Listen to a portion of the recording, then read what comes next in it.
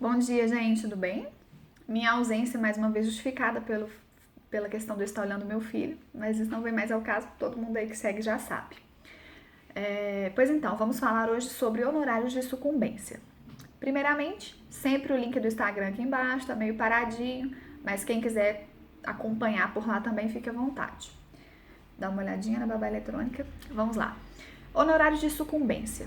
Primeira coisa que eu gostaria de falar com vocês é que por muitas ocasiões eu já deixei de exercer esse meu direito de receber honorários de sucumbência por não saber que eu tinha direito e por não saber como receber esse valor.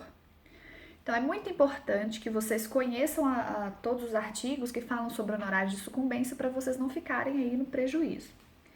Pois então, primeira coisa que eu quero destacar, artigo 85 do CPC. O que é honorário de sucumbência? A parte que vence o processo tem direito em receber honorários de sucumbência pagos por aquele que perdeu o processo. Tanto seja autor como seja réu.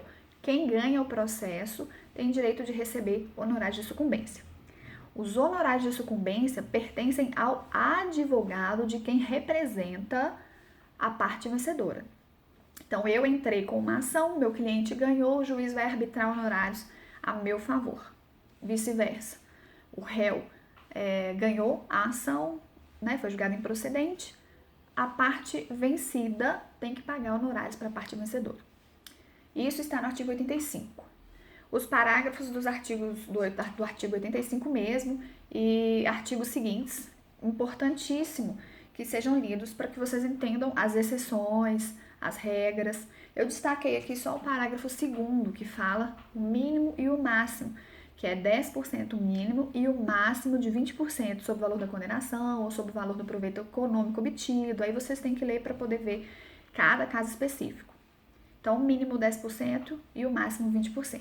Parágrafo 2º. E aí leiam os outros parágrafos. Com relação à fazenda pública, é importante destacar que esse percentual varia, pode ser até menor.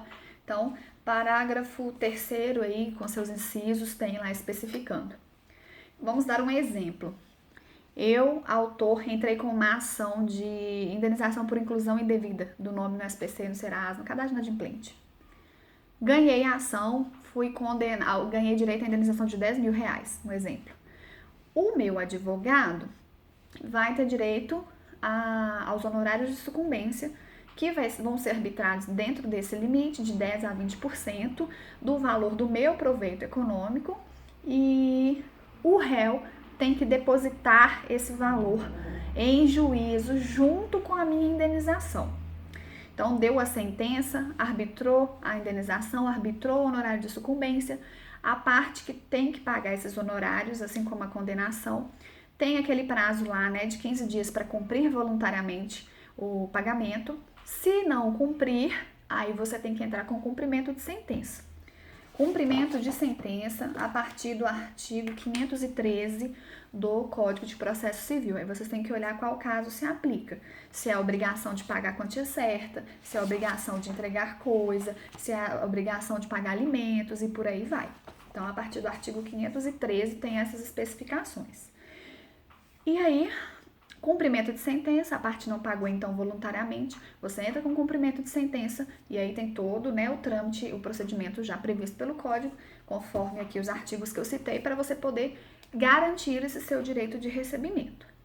Quando é contra a fazenda, onde a fazenda pública é parte, você vai receber esse valor, assim como a parte recebe o valor que a ela cabe, ou por RPV ou por precatório. RPV no limite até de 5.800 e alguma coisa, tem que olhar na legislação, mas enfim, tem um limite ali quando é a expedição do RPV, até quanto, e tem ali o limite acima do qual é precatório. Então tem que olhar também essa questão da forma do recebimento. Contra a fazenda tem essas exceções, por isso tem que verificar direitinho a lei específica e a legislação aqui, as exceções que eu mencionei. Então, resumindo, como eu falei com vocês, eu já deixei várias vezes de receber essas importâncias, porque Chegava lá na sentença, o juiz arbitrava ou até mesmo, gente, deixava de arbitrar. Você tem que ficar atento a isso, porque se a sentença for omissa, você tem que entrar com os embargos de declaração para que o juiz arbitre os honorários a seu favor. E isso você tem que, lógico, voltar lá no artigo 85, ver se realmente você tem esse direito, porque tem exceções. Por exemplo, jurisdição voluntária, e cada parte tem que arcar, né, com as despesas, inclusive os honorários, então tem que consultar direitinho. Mas tem direito, não arbitrou? Embargo de declaração. Então eu já deixei várias vezes de receber por não saber. Não arbitrava, eu não sabia, ficava sem. Ou então arbitrava, eu não sabia como receber. Aí estava lá arbitrando, a parte depositava só a indenização, eu não sabia que eu tinha que executar a minha parte, os honorários.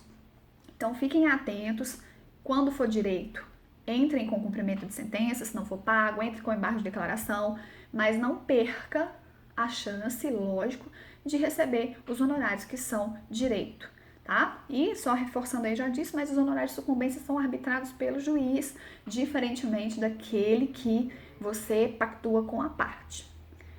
Quem tiver dúvidas sobre os honorários de sucumbência, pode deixar aqui nos comentários, pode mandar lá no Instagram, eu vou abrir lá um local para poder resposta, para colocar perguntas, tá bom? Até mais, boa tarde, bom dia.